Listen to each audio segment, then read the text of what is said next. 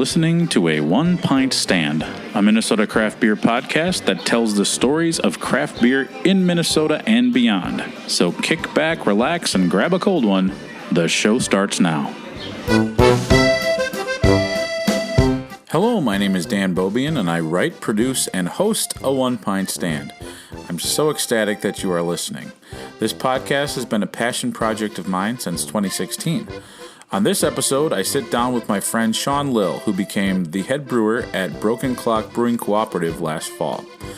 I've known Shaun for years, and truth be told, we first bonded over smoked meats at Andy Gillen's backyard fall barbecue. But we've become fast friends since then, and I wanted to sit down with him and talk about how the new head brewing gig was going at Broken Clock. I first did a podcast at Broken Clock shortly after they opened their new location off of Marshall Avenue in northeast Minneapolis. Shaun is a wonderfully compassionate brewer who truly cares for how people are enjoying the beers that he makes. So I think you're going to enjoy this wonderful beer conversation. Let's head out to the Broken Clock tap room for my chat with their head brewer, Shaun Lill. Cheers. Welcome to another on location of a One Pint Stand. My name is Dan Bobian, and I'm here at Broken Clock Brewing Cooperative with their relatively new head brewer, Shaun Lill. Shaun, thank you so much for joining me. Yeah, thanks. Thanks for having me. And you are a relatively new Broken Clock member. Yeah. I joined right, like kind of smack dab in the middle of summer, right before it was like a week before, like middle of July. I think I joined right before I left on my trip. And that's been kind of fun to be involved in that way. I've always kind of enjoyed visiting here. Back when it was at the old place, I think I felt like, sometimes I'd run into a beer I really liked and then I wouldn't see it on tap for a while. And I was like, I wish some of these beers were like more available. But I mean, it makes sense because it was such a small system. Right. That was happening, and then when you all moved to this neck of the woods and had this, larger brew system, a bigger kind of a brew house, I kind of like, all right, so maybe this will kind of allow them to have the beers that I like on more often, and B, maybe get a little bit more experimental because there's more volume and capacity. So, and then, a bunch of people were like, hey, you should become members here. You come here a lot. I'm like, okay, fine. I'll be part of it. Yeah, you definitely know a few people who are members here, some good folks. Yeah, we still have 20 taps on, so quite a bit of an upgrade over the last place. Yeah. Well, and we're drinking right now your Czech Pilsner. Yeah. And it was a slow pour. When it arrived, it had this nice pillowy, jiggly head that I'm becoming jiggly head. Quite a fan of. Yep, great aroma. Yeah, it's really good. I'm super excited for this one. Very crisp, nice clear, nice clarity on it. Now this is, I guess before we start getting into a lot of the specific beers, do you just want to give our listeners kind of a sense of kind of your career as a brewer, maybe what got you into craft beer and kind of the stops along the way that led you to being the head brewer at Broken Clock? Sure, yeah. I started home brewing many years ago now, like we all kind of start out. And then Dakota County Technical College opened up the beer steward and brewer program down there in 2015. And my wife and I talked, and I joined the inaugural class down there with the instructor, Jeff Merriman, well known in the industry around here, very intelligent guy.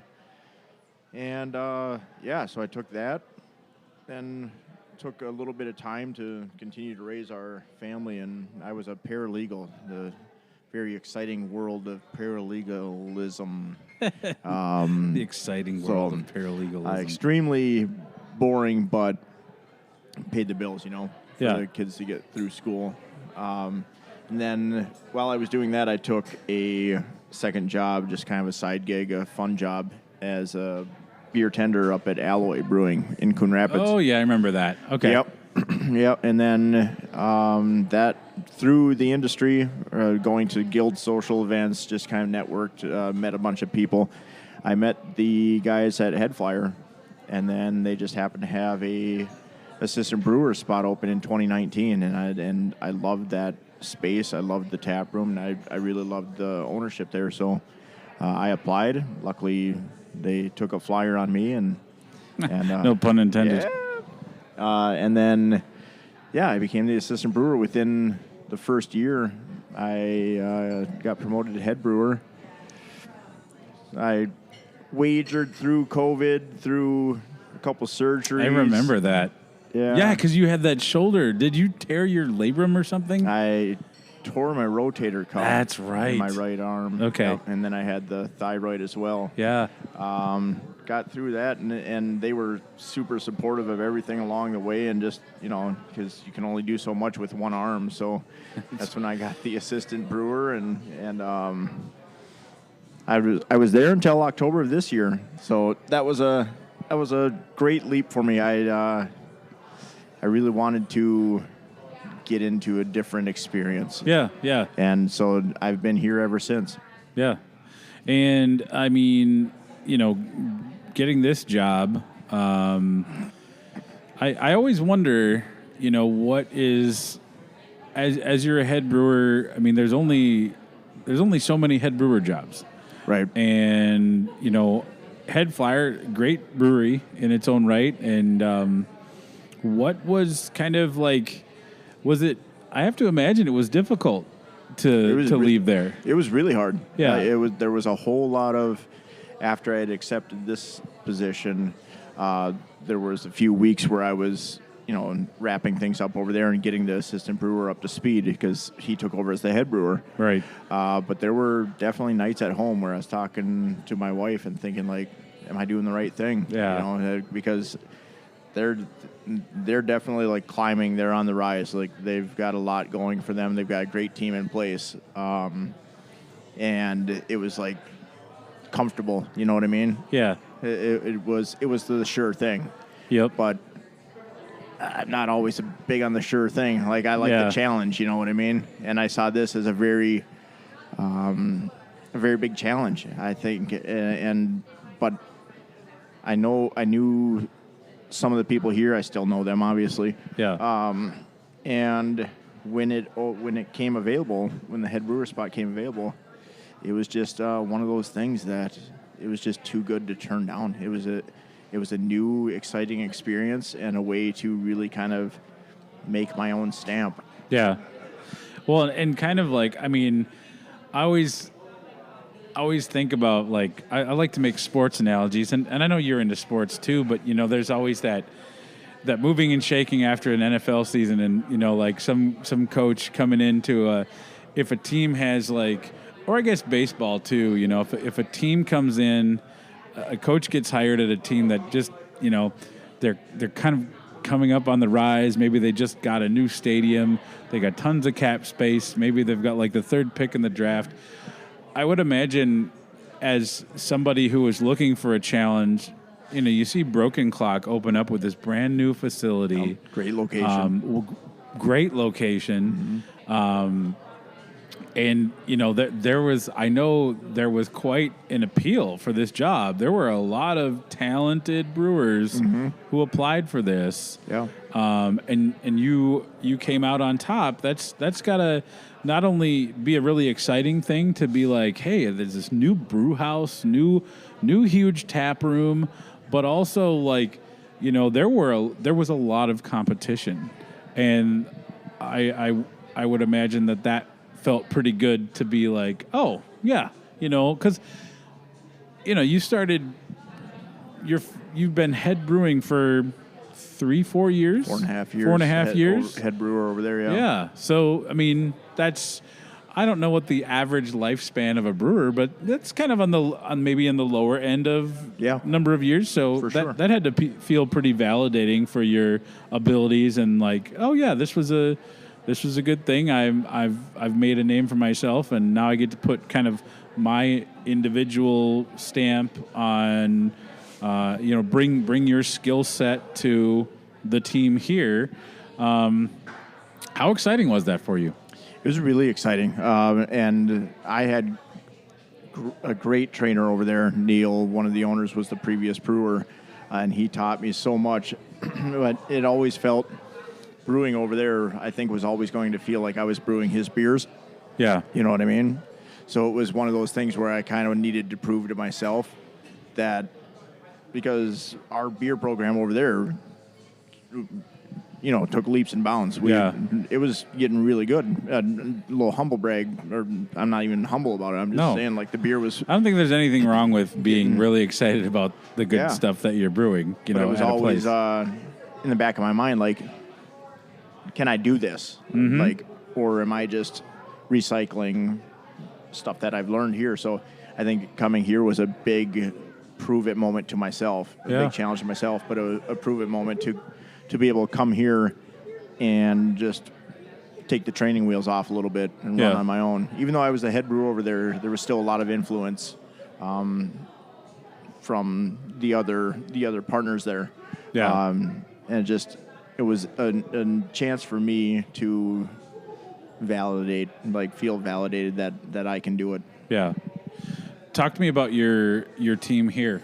Did you know a lot of the people here before you applied? Yeah, I knew Tate, the assistant brewer. He's fantastic, and the best thing about Tate is that guy just wants to learn. He is a sponge, and I've heard multiple people say that about him. I know of him. Yeah. I don't know him very well. I'd like to sit down and talk with him sometimes, but a lot of people just who know him better than I do, that's what they say. They're like, talk about a guy who's hungry for knowledge and just really loves the craft of brewing. Right. I think that's quite wonderful. Yeah, he catches on. He gets it. Like, he learns quickly, and a lot of it is me showing that I trust him. I think has given him the confidence to be able to do some of these things. Because, like I told him, I was like, screw up, man. Like, it's okay. Yeah. Screw up once, screw up twice. But learn from it, move on. It's all right. There's nothing you're going to screw up that's going to be like the end of the world. Right. Yeah. So I think the biggest thing. But that's not the company line at every brewery. No, it's not. So it's not. But that's how you learn, and that's how you get better.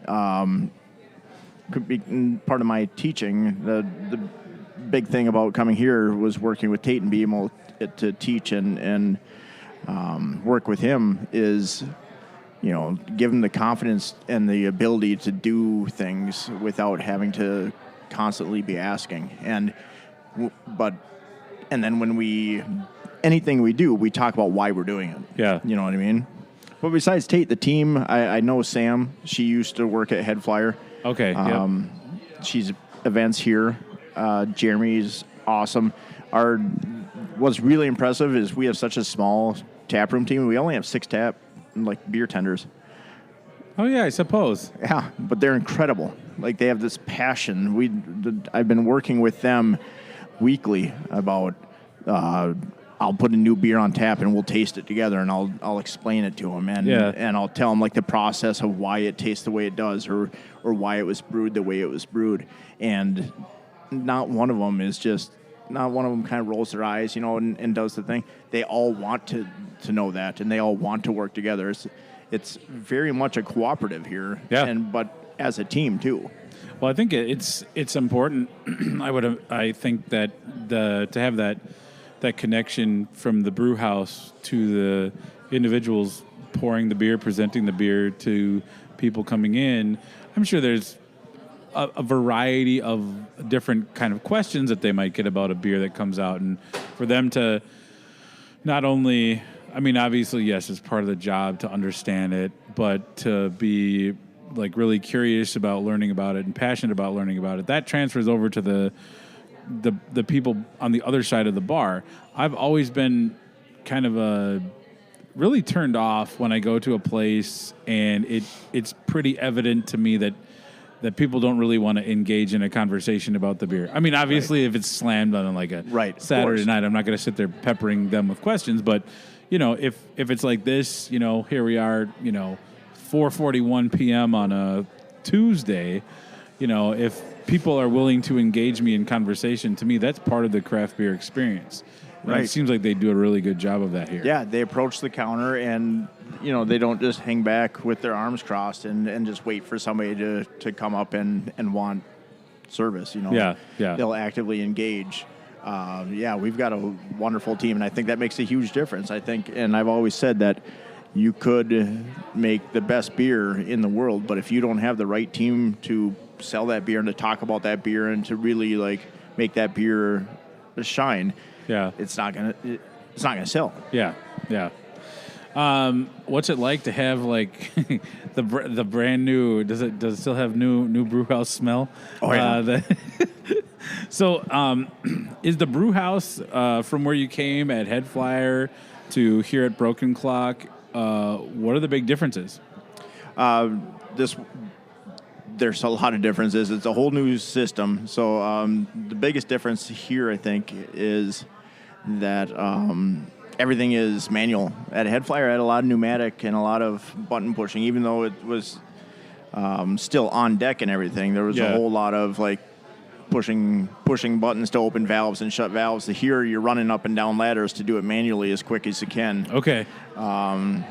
Because you've got some kind of timing that you have to meet. So it's just running up and down, and that's what's nice about having Tage is I can stand up on the deck and tell them, okay, open that, shut that type of thing. Okay. Whereas if I was by myself, I'd probably be about 20 pounds lighter, to be honest, just up and down those steps all the time. Where at Head Flyer, if you want a valve, opening a valve shut, it was just boop, boop. Okay. And it was manual. Other than that, everything's pretty much the same, Okay. It's same size, so that's 20 nice. 20 barrel? 15 barrel. 15 barrel, okay. So that's nice because that wasn't an adjustment there. Yeah. There was just little tweaks, little nuances, like the brew system's not going to change to what you're comfortable with. You have to change to what it can do. Yeah. So it's just little nuances here and there that took a couple weeks, couple months really to dial in. Yeah. Is it kind of like when you get a new grill at home and you got to figure out, all right, where the hot spots are and stuff like that? Yeah, that's for sure. Cool. So, Broken Clock is a cooperative. Yeah. Tell me about your role and kind of how that changes things, or does it not change things from the head brewer perspective? I'm a lot more involved outside of just the brew house. So tonight after we meet, I'm meeting with some brewer members. One of the memberships is a brewer membership, and it's kind of like a homebrew club by what I can understand. That's why we're having the meeting tonight. They're going to catch me up to speed on what it really entails. Okay. But it's a group of members that have some insight on the brew process, and they brew on pilot systems at home and just kind of work with the head brewer a little bit. I guess we'll find out. Okay. I'm excited to meet them tonight. So gonna plan some recipes, maybe. Yeah, maybe just see what if they want to do the hard work of figuring out what to make. That's no problem. Perfect. Yeah, but and then the community thing, we've been a lot more community involved since I've gotten here, and see, that's the thing is not every head brewer wants to step out of the brew house. Oh, right. Whereas I'm kind of the exception to the rule where I'm an extrovert. Yeah. I was just gonna say. So I don't mind stepping out. Yeah, it's not often you stumble upon a brewer who wants to. Yeah, I spoke at the annual meeting this last Sunday in front of the members. So and I'm happy to do that kind of stuff because I enjoy the interaction. Yeah, that's really cool. I think you're a good steward of the kind of the brand and the mission. Plus, I'm easily excitable. So there's that. Yes, that's part of your charm. Right. So after spending some time. Getting to know what Broken Clock already had as far as beer recipes and different things. what thoughts did you have on maybe filling in gaps of beer styles that maybe you're like, oh, they don't have this, and this is kind of in my wheelhouse? Or were there certain changes? I guess being honest, I think like one of the things over the years was that like sometimes I would have a beer at Broken Clock, and I kind of felt, okay, you know what, this has some rough edges that need sanding down. Was there? Did you have to do a lot of different tweaking? Did you introduce new beers? Kind of what was that process like coming in and seeing? All right, okay, they've got these things here. How do I approach that? Yeah, and that's what was nice about having Tate was I came in and he really walked me through a lot of their brew process. I'm exactly in the same boat as you, where I thought the beers are right there. Mm-hmm. You know, they've just got that little bit of touch that it needs. Yeah, they just need a little TLC. Exactly.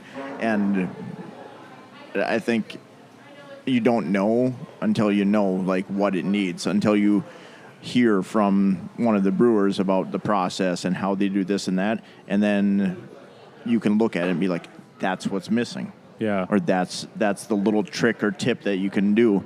And I think that some of the beers that were right there, we're going to elevate. We're going to bring in like some of the new ways and methods that I have of really brightening some of these beers up or crisping the lagers a little bit. Yeah, or, yes. you know, just kind of just fine tuning. Like I'm not here to overhaul anything because I don't think it needs to be overhauled, but just needs that fine tune. Oh yeah. I don't think, it didn't need it to be overhauled, but like you say, putting the extra little, what do the French say? Je ne sais quoi. Yeah. I don't even know what that means. That might be a swear. I'm not sure. It could be. But like, just like, you know, kind of, you're on the two yard line in the red zone. Just need to do the right. Well, just get the ball. Push or whatever the tush push right yeah. into the thing. So, what beers, as somebody who was familiar with their beer lineup before you were hired, what beers did you kind of already kind of be like, I'm excited to learn how that beer is brewed because it's really good? Yeah, I think one of their main ones, Miniman and Blood Orange version Redcoats, were a couple that I thought were right on the edge there. But I really enjoyed them. But I thought that we could brighten them up a little bit and soften them a little bit. Yeah, and I think that's. I think we did a canning batch of it recently, and you pour them side by side, and you can really tell the difference. And you can really we took the bite out of it, like it had a little bit of bite into it in the end.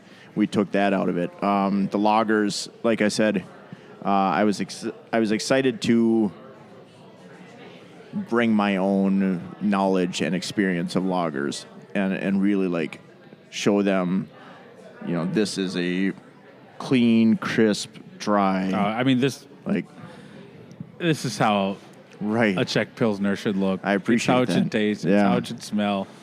But, all around. Just give me this every time. Thanks. This is what I want. Yeah. But the other thing that was missing on the tap list was something a little sessionable. Yeah. I told them when I came in just looking at the tap list, I think I spent my first 2 days kind of just looking at the tap list and doing what you said, trying to fill in gaps. And one thing I noticed was a beer that somebody's going to order more than one of. Yeah. Because, you know, the people that come in, they get their 7% beer or whatever. They're probably not going to order a second beer. If they are, that's going to be it. You know? And that's nice and all, but you want people to stick around. You know what I mean? Yeah. I mean, you've got this great tap room. Right. Like, why? Yeah. Well, if you didn't want people to stick around, you could have stayed in the small space. Right. You know? Now we've got tons of room. So the first thing Tate and I did was we made a sessionable IPA. It's a 5.3% hazy IPA. What was that called? Lill Haze. Lill Haze, okay. Yeah, Lill Haze. That flew, didn't it, the first batch? Yeah, the first basically, batch. Like the old Dayton's 13-hour sale. That's right. a reference that you boomers will get, yeah. Right. Yeah, and I've been super appreciative of the response that one's gotten, you know, especially among the members. The members have really been cheerleading that one. We've sold that, at a rate that I've never seen. I didn't see it at my last position, you know. Yeah.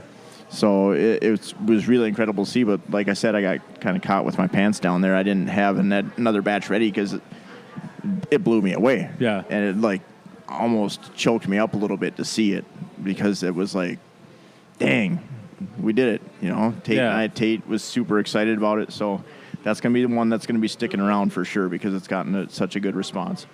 How often do you engage locals about what they want to see on tap? I'm sure, like, in talking to, I know Cable, when he was brewing at Wabasha, made some changes, and like, you know, it's such a, Wabasha is such a kind of you know, they have a kind of like the stronghold of that neighborhood. You know, Sure. They get a lot of locals showing up. It's essentially, Well, especially since everybody else in the St. neighborhood Paul bar. can't seem to stay in St. Paul. Right, yeah. But like, you know, he's like, I'm gonna make some changes, you know, change some of the beers, tweak some of the beers, and like people are like, wait, what? You know, like, did you get a lot of that here when you started? It's like, wait. I've gotten a little bit of that, yeah, for sure, especially with the local favorites. You know, our members are really passionate about some of the beers, and I had to reassure them that, hey, I'm not going to take away your favorite beers. Like, that's the thing. We have 20 lines. Yeah. So I'm not gonna, and if I do, it's not gonna be forever. You know. Right. We're gonna try to cycle through stuff. One thing that I've done when I got here was I make a little bit smaller batches at first, just to try to get a quicker rotation. Sure. You know, so we're not sitting on batches for so long. Yeah. And I think that that's really well received too, because people almost weekly will get something new on tap that they can try. Yeah. Yeah, that's kind of interesting, because I know that, like, there were at the old spot, it was kind of like the opposite problem, where like beers would go too quick. Right. Like all of them, and it's like, when you don't have a man. big system, that's kind of what happens. Yeah. So I see this Brewski Joe, this is a new one. This coffee cream ale. Yep. This and then the down. Yeah, there's more variety. Ooh, chocolate strawberry porter. I'll have to try that. Yeah, there's a lot of Lill Haze, red coats. So like, to me, it seems like there's more variety. That's what was great about here is there's always been a good variety though, and that's one of the things I was kind of told in my interview too, was that the members want and the team wants something for everybody on the tap list. They want a wide variety. They want something dark. They want a lager. They want something fruity. You know, they don't want it to be a tap list of 13 IPAs. Right. Which is great, because that's exactly what I want. Yeah. You know, when people ask me, I think I say I beat this to death, but my mantra is balanced beer and balanced tap lines. Yeah. I like to have a balanced tap list so that anybody can find something that they're going to enjoy. Yeah. But at the same time, I have balanced beer in a way that it's not going to be overly offensive one way or the other. Yeah. It's not going to be over sweet. It's not gonna be super duper important. Right. Because you never know. I mean, and Broken Clock probably gets a lot more people that I would be willing to bet if you're coming here, it's probably not your first interaction with craft beer, but maybe it is. Right. I just know that, like, because of like the cooperative model and the membership, you just get a lot of regulars, and those people are members because they're into craft beer. They understand it. They have a good sense of it. But you know, if somebody did walk in here and they were like, I've never had any craft beer before, there would be something for them, no matter where on the flavor wheel their preferences were to land. Right. Which is good, and it didn't. And maybe this was like, maybe it was the result of just not having as many tap lines at the old place. But I'm like, God, I wish they had something like this, because I'm in like this kind of a mood. Obviously, there's more room to play now. One of the things I was wondering about is how often are you brewing? Between 1 and 2 times a week right now. Okay. It's pretty slow in January, which is why I decided to just get some barreling or some barrel-aged beers out of the way and get those into tanks because January's slow. Yeah. People are dry January. People are recovering financially from Christmas, things like that. So we kept ourselves busy with barreling some beers and getting them ready for next year. Yeah. In February, March, I plan hopefully 2 to 3 times a week. Okay. Yeah, that's good. We're recording this on the 6th of February. Over the weekend, I was at a couple different spots, and I kind of noticed it seemed like an instant uptick in people who are thirsty out on the tap room. Yeah. Thank God, right? Yeah. Have you you and your staff have you seen that kind of, or were there people coming in? Because you all have some non-alcohol. You guys have NA, right? We actually had a pretty good January, and I think a lot of that is Jeremy, one of the founders, and the head of operations, is a spirit head. He's a cocktail guy. So what he did was he worked with a couple local people who make NA spirits, and he brought them in, and he made NA cocktails. Yeah, Charles was telling me about that. Yeah, we had him. Okay. We have instructions right there on the shelf. There's our shelf. Nobody can see this, but I'm pointing at you.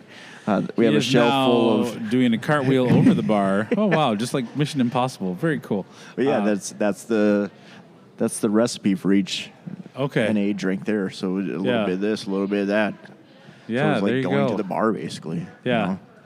Yeah, well that's cool. I mean, it's and I guess we'll get into this a little bit in the second half, talking about kind of where craft beer is. It's at a precarious point. At least that's the narrative going around. Especially locally, yes. So talk to me about this, the Lill Haze, and then, because I know that Head Flyer, if I were to point somebody in the direction of a place where you could go get really good, a really good selection of IPAs and pale ales that would have a pretty large appeal, Head Flyer's in that conversation. Yeah, they should be. How many? What was your process for the Lill Haze? Why do you think it kind of was so well received, and was a lot of those kind of things, little helpful hints that you learned over there, or was it kind of a new discovery? It was a lot of what I learned over there. Lill Haze is a lot of Neil Miller in that. It was a lot of what I learned with a little bit of what I wanted to do on my own. You know what I mean? But the more what I want to do on my own was just the hops. Yeah. The flavor profile is what I was looking for.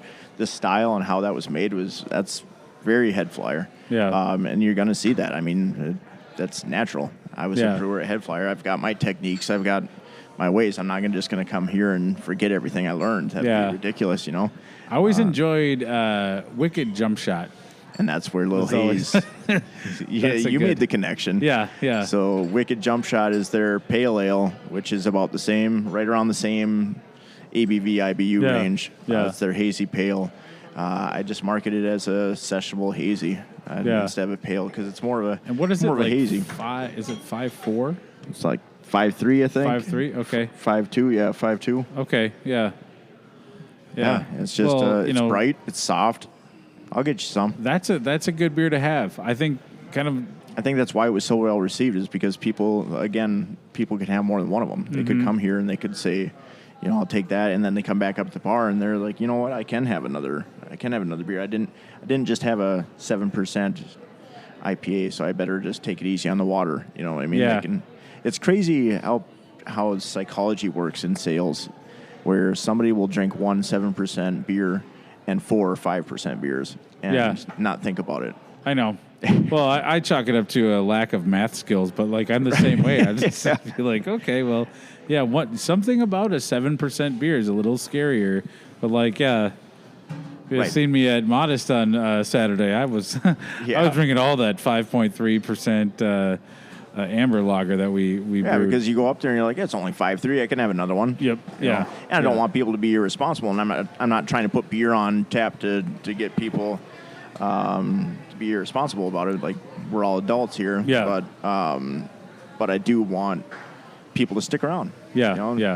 Part of this whole thing, especially this tap room, is community, and you want to stick around. You want to bring your friends in. There's so many different spaces in here. Yeah. To be able to. That's what I really like about it. I like that you can, we got some people over there playing categories.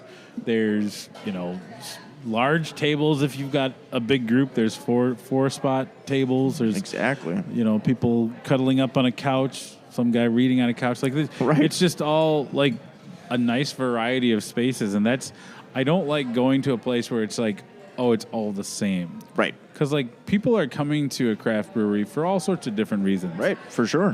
Sometimes I'm with a group of people and I want to be social and play a game. Sometimes I'm by myself. I'll be, doing a little writing on my laptop, and I want to just, kind of hunker down in a corner. Yep. And you've got all that great space. So, yeah, getting people here so they'll stick around for a while, that just adds. When I walk into a place and I see all that happening, I'm like, oh, there's a good energy here. I want to partake in that energy myself. And you'll remember it if you come in by yourself on a quiet day, but you're looking around.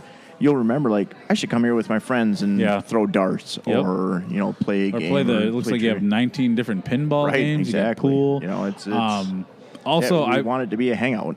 I want to say we're sitting at the bar. These are some of the most comfortable bar stools, and I say stool. They've actually got backs to them. Right. So those of us 45-year-olds who are we're not spring chickens anymore. We can't balance on a backless bar stool. These are so comfortable. My legs are very short, so I feel like a high top chair does. My legs will usually dangle and eventually fall asleep, and then I'll take the first step, and then I'm like, oh, this Formica is beautiful. But this I feel supported. I could be here for the long haul all day. My butt will not fall asleep. This is great. So just one of the many perks of being in the Broken Clock We'll tap save room. you a chair. Yeah. Get your little Homer Simpson groove in it. Yeah, I want to come in and everybody yells, Dan, just like Norm on Cheers. So we're going to take a break now because you started talking about, we both started talking about this Lill Haze, and I need to try it. And I see some other selections on the menu that I think we probably need to dive into. So we're going to take a little break. And again, we are chatting with Shaun Lill, the head brewer at Broken Clock Brewing Cooperative. Hey, thank you so much for listening. Hopefully you're enjoying a one-pint stand. My aim is to help spread the word about craft beer.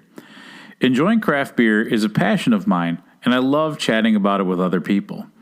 A one-pint stand has a goal of helping breweries tell their stories. I love to get out in and beyond Minnesota to visit breweries, beer bars, and meet other interesting beer people. If you are also into those things, you probably want to keep tabs on the show. So go ahead and follow A One Pint Stand on Instagram, Facebook, and Twitter.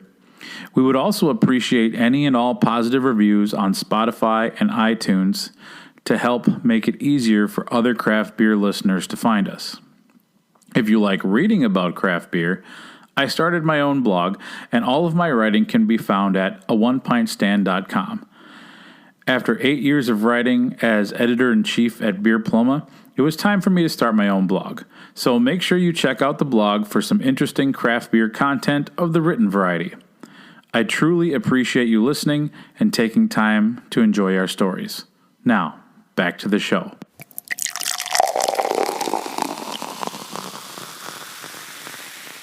How about a beer?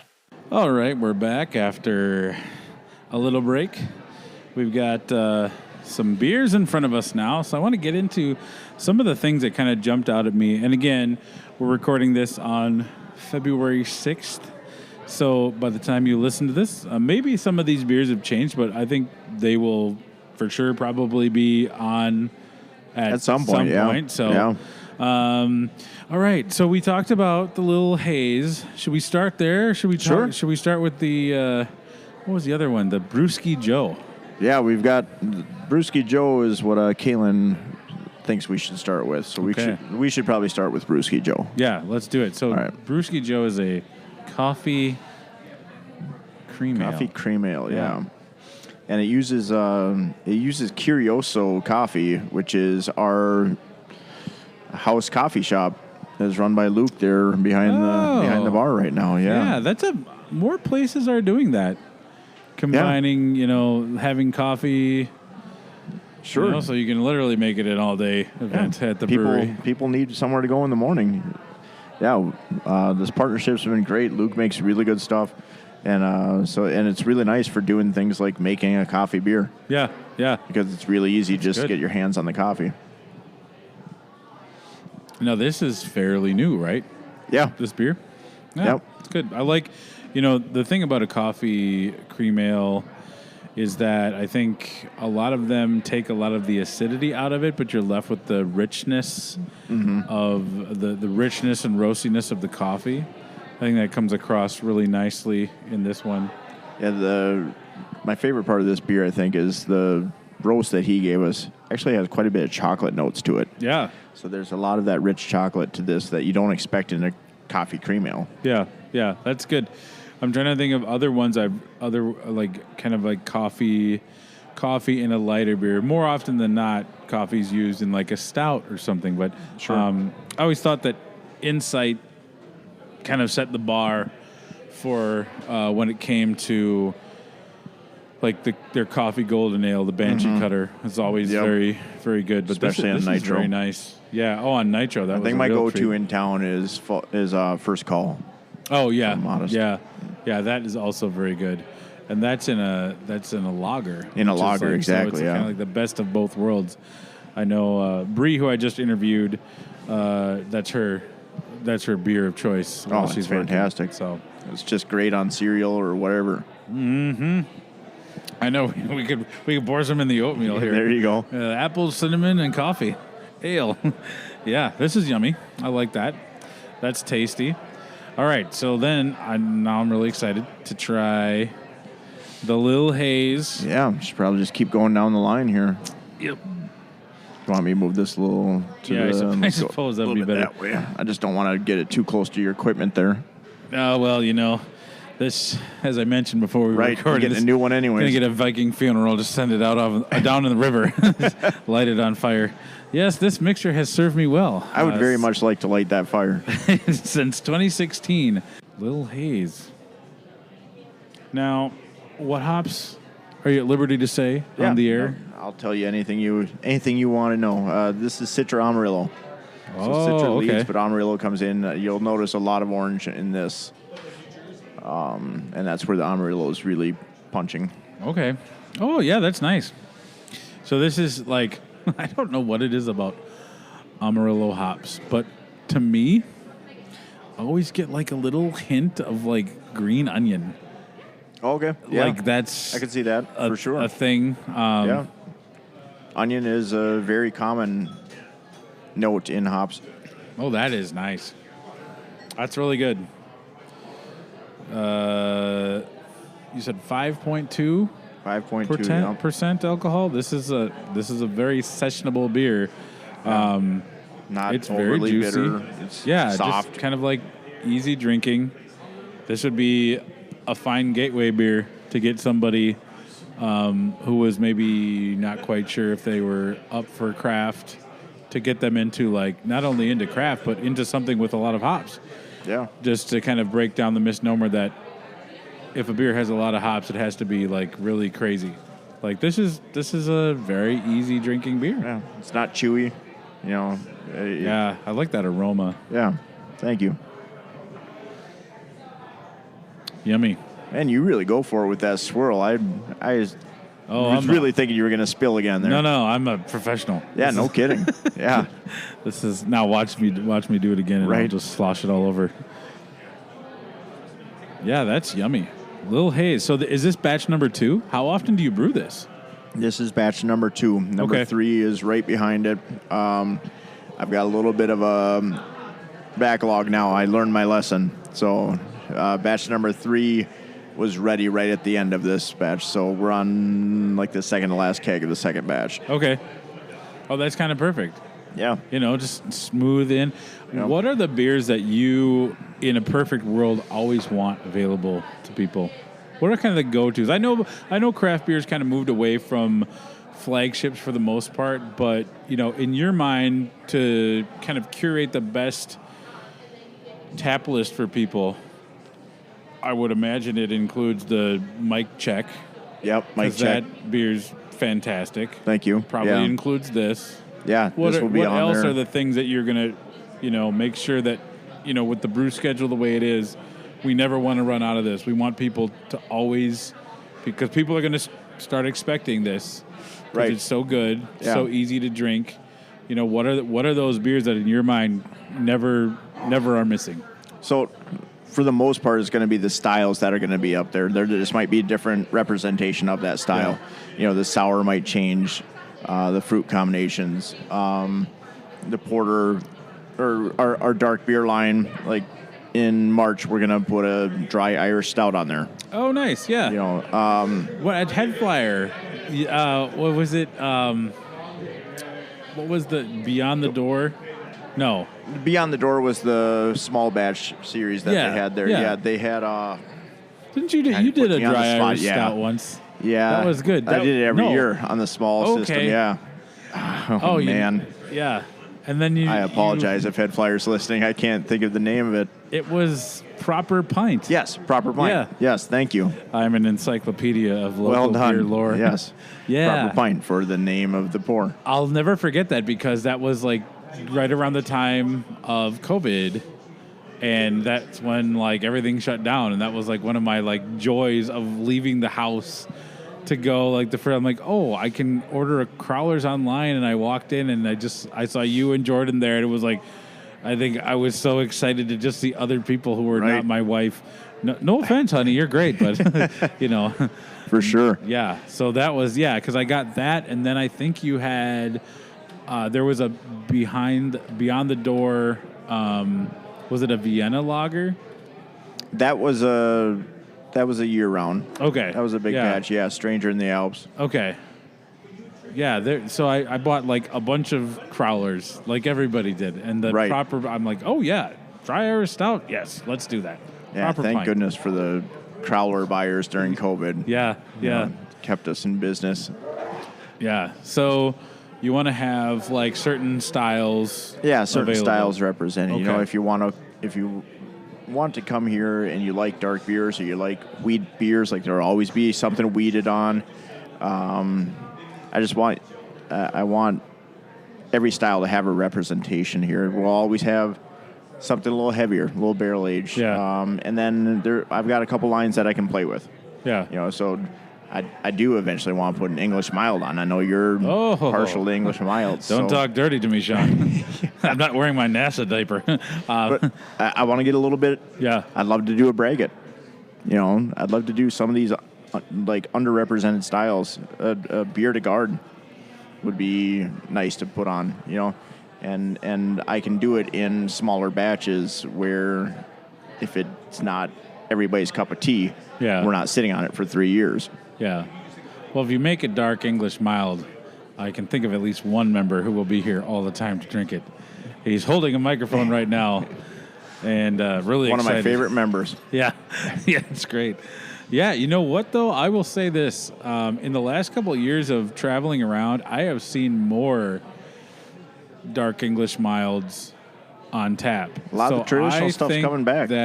Thank the Lord, we're having a little bit of a resurgence, and the pendulum is swinging away from, I don't want to call it the lowest common denominator, but like there was a while, and I feel like we're still in it, where breweries feel compelled to put out beers that are very popular, that people are like, I call it the untapped factor, Sure. Beers that get rated highly, and a lot of people equate like a high rating with a good beer, but that's not always necessarily true. Because not on everybody on Untapped is a beer aficionado. Yeah, and it's just like sometimes I'm like, gosh, I wish I wish brewers could break away from all that. I mean, you'd be foolish to do this, but like I wish just like there was a way to like have a couple, like you say, just a couple things every now and again that aren't popular styles, but might get people to discover a style that they didn't know existed. And I think that's really at the core of craft beer. We all got into this because we had an amber ale, a pale ale, a brown ale, a stout, an IPA. We maybe tried like a barley wine or an ESB, and we were fascinated and intrigued by the variety and the different ways that in certain ingredients came across in all those styles. And I feel over the last couple of years, I call it the treehouse or the alchemist effect, that like those beers when they came out, I'm speaking of hazy IPAs, when they first kind of hit the scene, they were so different and so good that everybody wanted to do them. And I understand that, but I think it was at the detriment of like really kind of growing all the different things. Kind of putting all the eggs in one basket. And I like to see that lagers are definitely way more prominent than they were several years ago. You all have a couple, at least two I saw. I'd like to have 2 or 3 on Down tap. by the River and the Mike I Check. didn't get you the cold IPA. I'll have to get you the cold IPA Oh, yeah, as well. I definitely want to try that. Is that on there, did you? Yeah, DJ Cool. Oh, yeah. HRC. TJ Cool Herc. Ah, yes. Yeah, I'd like to get you that. Yeah, cold IPAs are really good, too. So I think it's nice to have those options, and it's music to my ears. I know I was just at Modest. They're coming out with a Dortmunder soon. They had a wonderful Baltic Porter on called I'm going to butcher the name. It was like Wispy Winter Winds or Wailing Winter Winds. Okay. That's the name of the porter. We just rotated all of our Baltic Porter. If you would have been here a week ago, you would have caught the end of it. I'll have to get that time machine fired up. I think what you talked about, though, about how some things are coming back, it's good. And it's because consumers are asking for it. You know, it's if brewers only brewed what we wanted to brew, none of us would have a job. You know, that's what's nice about having a place this big is you have a responsibility to yourself and to your business to sell beer. And unfortunately, some of that means that some of these trendier beers are going to be brewed in mass quantities because that's what people are buying, and that's how you stay in business. Yeah. But at the same time, when you have a place this big, you have a couple tap lines where you can also brew what excites you and what like really drives your creativity, and do a combination of the trendy, the hip stuff, the stuff that's going to rotate really quickly, and the more niche things, and shouldn't be niche, really. Yeah. But some of the underrepresented styles that you enjoy brewing. Well, and I think that, an important thing that happened that I don't think most people realize, or maybe they do, is that once everybody started brewing hazy IPAs, it's not an easy style to get right. And I think there was quite a bit of variance between the quality ones and the non-quality ones, but everybody just assumed that, if we brew this style, the beer's going to fly, and this will be the next thing. And I think that almost like that's what ruined it for me. I became so gun shy about ordering like a hazy IPA on tap unless I knew. I mean, there were a handful of places where I'm like, okay, yes, Lupulin, whatever, right? They'll do it right. Barrel Theory, they'll do it right. Black Stack, they'll do it right. Head Flyer, all those places. But then there were a lot of ones in the middle that I'm just like, God, this is not good. You should not be. Why do you have 4 of these on? Because not one of them is one I am like willing to pay for. Like you had all these other styles that are now gone because of these 4 beers. Right. And it's like, that's not sustainable. It's not good for anyone. So I'm happy to see that, there's just more variety now. Sure. Okay, I want to try this strawberry. What is it? A strawberry chocolate strawberry porter. Chocolate porter. Okay. Lots of chocolate malt and some strawberry added later. Ooh, it smells like dessert. Oh, that's good. I really like that. It's like a truffle. Yeah. Like a liquid truffle. Yeah, we were going for like the chocolate covered strawberry type of. And it's type of vibe. and it's good dark chocolate too. Yeah. Like that flavor. Right. That almost is kind of like kind of has a little tang, and maybe that's like, because when you have really good chocolate, it's not sour, but it has like a little bit of tang to it. Yep. And I think that's the fruit. That's why like fruit and chocolate work so well together. This is really yummy. Thank you. Yeah, this is good. And the nitro really brings out some of those notes too, those chocolate notes. Yeah. And I like that it's a porter, so it's not super thick. Right. Not super heavy. Yeah, that's good. Again, approachable. You know? Yeah. It's not something that's going to be just way too much for you to drink. And this was one of your concoctions? Correct. Okay. Yeah, that's yummy. Yeah, I would say that you have done a really good job of kind of, putting your own signature on it. Yeah, thank you. You achieved what the Wet Bandits didn't in Home Alone. They tried, but it was, this is delightful. Oh yeah, this is the chocolate really is coming across on the nose, and that's very satisfying. That's really good. There's some things when you brew, you're just like, that's got to go on nitro. I'm going to cancel the champagne for Valentine's Day and just get a crowler of this. This is really nice. Yeah, just pour that in one of those little heart-shaped boxes. Here you go. Careful, you're going to spill it. Wait, what? Surprise!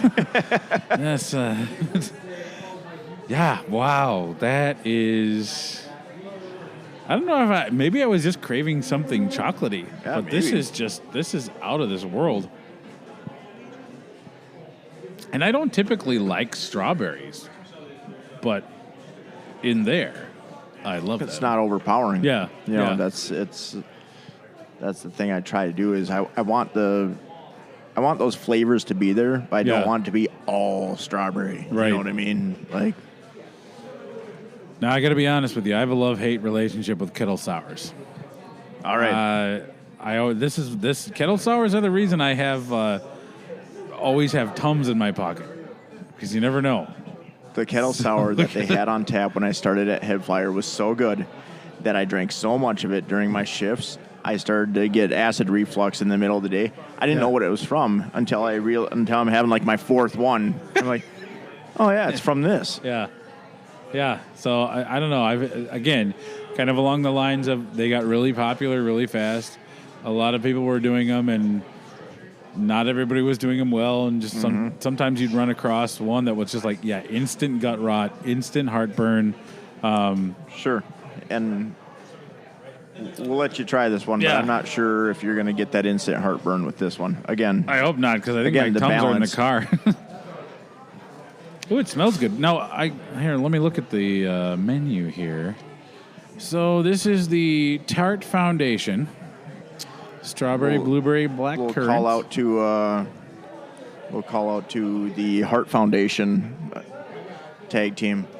Oh yeah, wrestling. I love wrestling. Yes, you do. That's got the this black. This is actually one of the first times I've ever seen you without your luchador mask on in public. So this is nice. Yeah, it's usually frowned upon. You have beautiful eyes, Thank Shaun. you. Dude. All right. Ooh, this smells really nice. Yeah, we put the strawberry and the blueberry in there for a little bit of the sweetness, but we did want some tart, so we brought the black currant in there as well to bring that tartness. That's really good. Yeah, so there's I don't know what it is. This doesn't taste artificial. It doesn't taste like, like where some of them are just like, it's like tart, acetic Robitussin. Sure. But this isn't that. You just like this tastes has like actual fruit in it. So yeah, that's good. This is nice. Also, some of those kettle sours are also a little on the thick side, and they're just like a little like wading through a swamp, But this is nice. It's got a nice color to it. You can see through it. This is really pretty, really delicious. Yeah, that's nice. Just for me. Just the right amount of tartness. Thank you. Is there? That's the goal. Then kind of goes away. Right. Not kind of similar to like a good Belgian beer, how it just kind of totally dries out at the end, and it just makes you want to keep drinking. Makes you want to. One of the worst things you can see in the tap room are undrank pints of beer. Yeah. So it's really important to me to be able to make a beer that when somebody orders it, they're actually going to be able to finish it. It's not going to, cave your face in sour. Yeah, yeah. One thing I wanted to ask you, because I think this is becoming a thing, and thank goodness we've got, January is now in the rearview mirror as far as like being a very slow month, and I know February is still not quite, Right. where as a brewer you'd probably want to see it as far as like traffic and whatnot, but there's this new kind of people aren't drinking as much as they used to. No. The youngsters. Yeah. I don't know if they're just stuck on TikTok or just mining Bitcoins or what's happening. It's all that marijuana. Is it? Is that the thing that's like because of the influx of THC and CBD and all that stuff? It's probably saving a lot of our bacon right now. Yeah. Because you're right. The alcohol consumption is way down. Yeah. I mean, it's statistics don't lie. Why the do you- younger generation, they either they don't have the money because or they're spending their money somewhere else. Yeah, that's really interesting to me though. Because I mean, when I go out to a restaurant and see, I would think if there was going to be a demographic that's not going to go out as much, it's going to be people our age. Yeah. Because I'm like, okay, well, that's going out to eat is really expensive. Mm-hmm. Like, so I can cook good food at home. So Right. that's where I'm going to cut back. Sure. I cannot brew beer at home. Right. I'll leave that to the professionals. Mm-hmm. So, when I'm out, I'm like, where, like, people are saying, yeah, we're just not seeing the volume of Well, that's beer the thing consumed. too is alcohol consumption is down, but beer is really down. So breweries have had to pivot into seltzers and lighter styles. I think a lot of the younger people also want low calorie, which you're not going to get, but you can make it low calorie by making it low ABV, basically. I mean, lower calorie. Yeah. And just lighter and fruitier. Like, it's you kind of going back to the trend thing. Like, there's a lot of fruit right now out there. A lot of fruited beers. And they're not our favorite to brew, to be honest with you, because who wants to just chuck a bunch of fruit in something? But yeah. that's what is selling. That's what what's they're clamoring moving. for. Huh. We got to get. I mean, I can't imagine how many calories are in an ESB. I really would just want that to be the next thing big that everybody trend. goes nuts Yeah. for. I know it never will be, but that's interesting. And I wonder if it's more. I mean, and maybe people.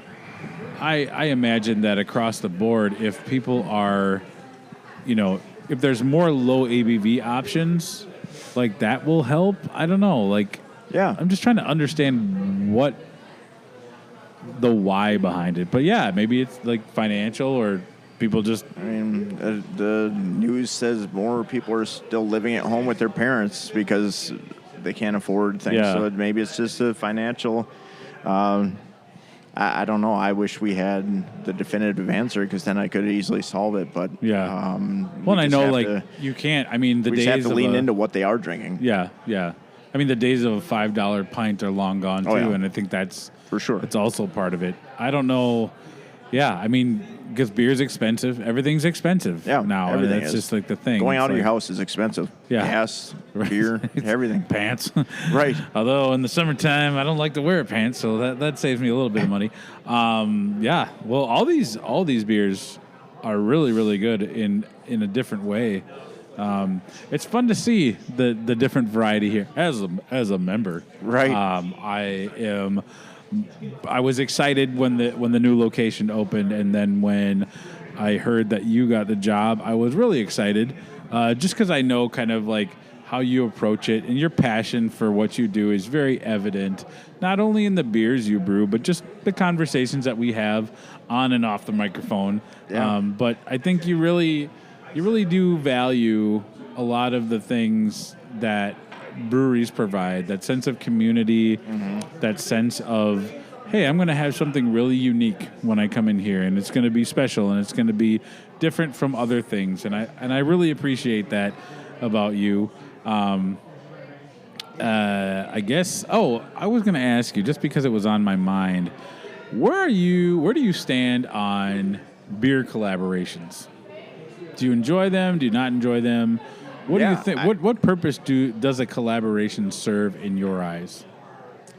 I think it's just cross-promoting, really, because usually when you collab with somebody, you're just doing a style that you both know how to do already. You know, when both breweries know how to, you're not inventing the wheel by any means. I wish kind of that's what it was two breweries getting together that are like, hey, this style we've always wanted to make this. Let's make one together, that type of thing.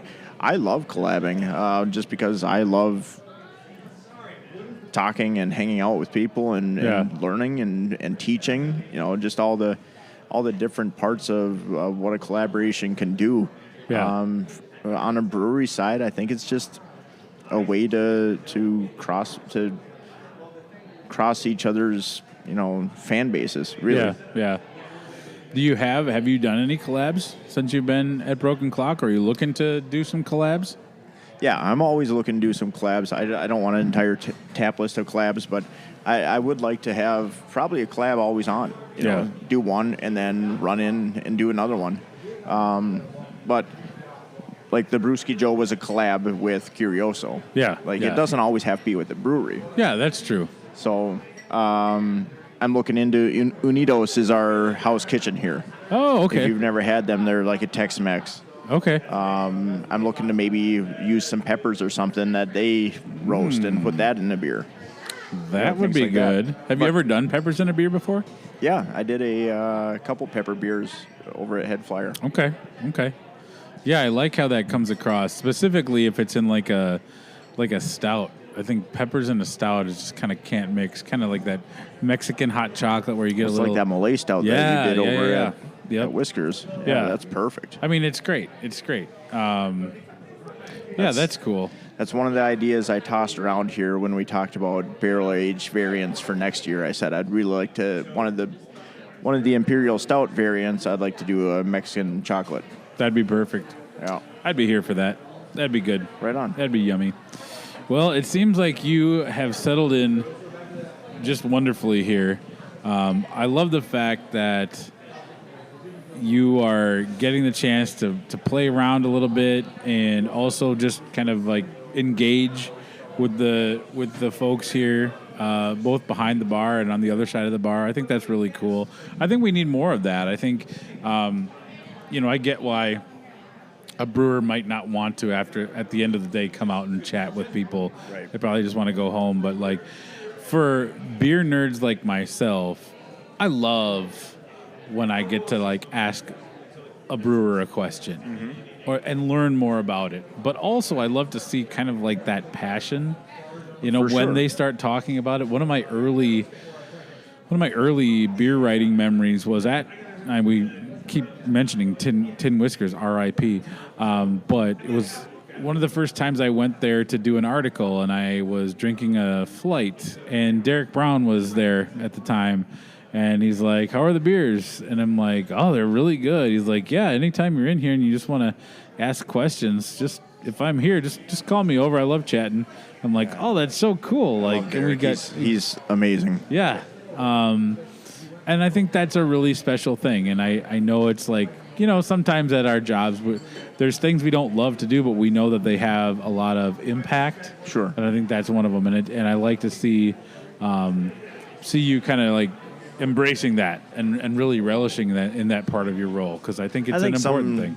I think some people, too, can get caught up sometimes in their pride, and they can't, like, one of the reasons I like to talk to people, and especially talk to my beer tenders out here, I want to know what the pulse is. Yes. You know what I mean? Yes. Yeah, I want to know what people want, what people are thinking, and I think some brewers can be prideful, and they don't want to hear that. They want to be the ones making all the calls, you know what I mean? Yeah.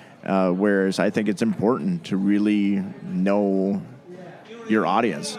And what's great about here is, I've got a huge audience. We've got over 1,600 members. So, and every one of them wants something else, it seems. Yeah. But I can kind of dial in based on that. But that's also a good chance to get great feedback, too. I mean, there might be a beer that you make that like, well, I don't know how this is going to go. We'll see. And maybe it, like, really resonates with a lot of people. Right. But that's one thing. Like the brewery fans, brewery locals, like, if you're a regular at a brewery, you'll get feedback. And sometimes it'll be good, sometimes it'll be constructive. But Right. it's feedback. Oh, yeah. Like, that's important. I've never understood, like, brewers or owners who aren't spending a lot of time in the tap room, because it's like, what are you doing then? That's 'Cause where all your money is being made. This is where you can see what's hitting and what's missing. Exactly. Yep. Yeah, like you mentioned, if there's like empty pint glasses of beer, that's good. Then you know it hits. You don't even need to talk to anybody. You can just observe. Yep. But I think it's really important to really be hands-on. Like, there's certain sales data points that you can look to that'll give you something, but like, if you want the full scope, you've got to engage with the people who are sitting in these really comfortable bar stools here at Broken Clock. So that's awesome. Summertime, are you ready? Because you've got a primo spot on the river. I know. I love it. It's going to be, last summer when they had, was it the anniversary? I biked from my house to here and back, and I didn't die. So I'm like, well, I can do that again. Because you don't live that close. No, it was my ass felt so like it had been. Need to get one of these on your bike. Yeah, I know. Don't.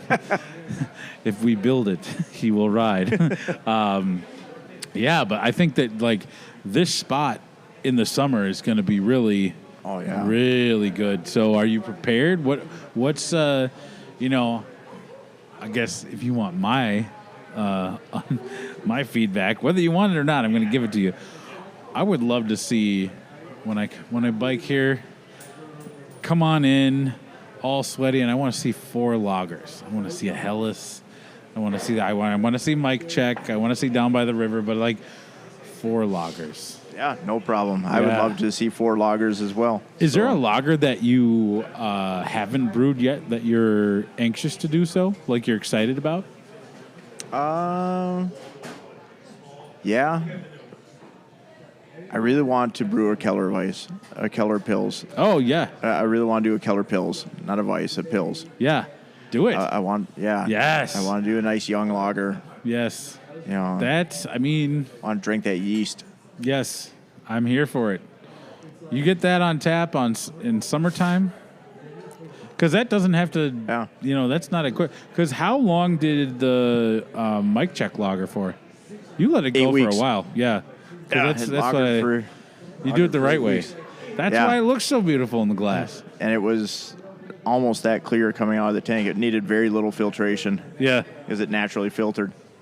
It was fantastic. Yeah, so that's that would be great. Keller Pils, I like that idea. That would be good too. Yeah, I'm excited to do more this summer. I'm going to bike here more often because that's a nice thing. If you bike here, you can. Have you been following the news about the plan with the pedestrian bridge here? Oh, linking the other side of the river? Yeah, they're going to do it right here. Oh, nice. That's this building. That's perfect. They're taking this building out. They're going to make that all parking. Oh. And they're going to have a pedestrian bridge and a bike bridge going over to the other side to connect the 2 sides. That'll be good. Because right across. What is on the? Okay, I don't know my Minneapolis geography, but that's right. 2nd Street over there. Yeah. Okay. Yeah. That's the perfect route. Yeah, because they've already got the walkway going all the way up on that side. Yeah. And we've got the walkway on this side going to Graco. They want to extend that up.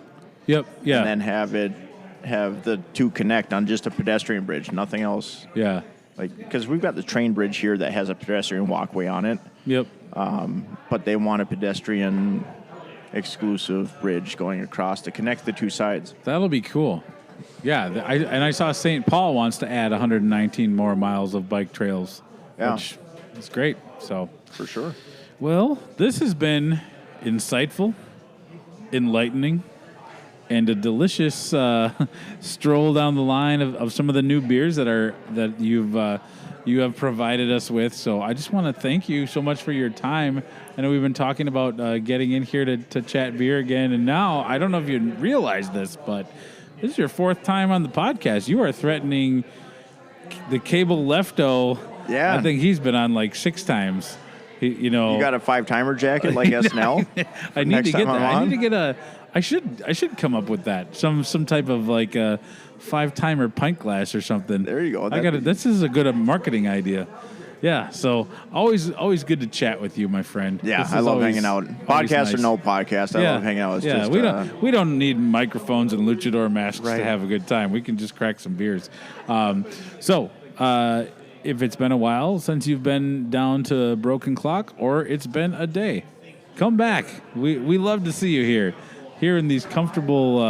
I can't get over how good my butt feels in this chair. And if you see me diddling around and you want to say hi, or you have a question, or you just want to yell at me, go for it. I would love to. I'd love to chat. I love chatting pretty much about everything, but especially about beer. Yeah. Well, this is always a good time. Thank you so much for having me. Thank you for coming. And chatting, and the beers are delicious.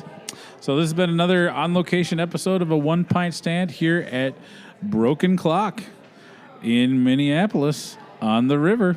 Cheers. Well, that wraps up another episode of a One Pint Stand. I want to thank Shaun for taking the time to sit down and expound on how he has settled in at Broken Clock. I know it's a great fit, and I was thoroughly impressed with the beers that Shaun has been brewing there. As a Broken Clock member, I was kind of betting on the fact that moving into a new space and having new equipment would allow them to really kind of take a step forward as a brewery and start doing a more diverse variety of things. I was really pleasantly surprised when Shaun got the head brewing job, because he has really grown as a brewer since his days at Head Flyer, and it's been a total boon to not only the variety of beers that Broken Clock does and will continue to do, but also with the quality of the beers. He's really elevated their tap list into another echelon of quality that people have really come to expect in the Northeast Minneapolis, Twin Cities beer scene and beyond. So I think that Shaun it's a great fit at Broken Clock, and I'm really excited to continue to see what he puts on tap. In addition to being a quality brewer, Shaun is a great person, and he absolutely believes that beer should be for everyone, and that is something that I am also passionate about, and I think that's one of the many reasons why we get along so well. So if you see him in the tap room, go say hi.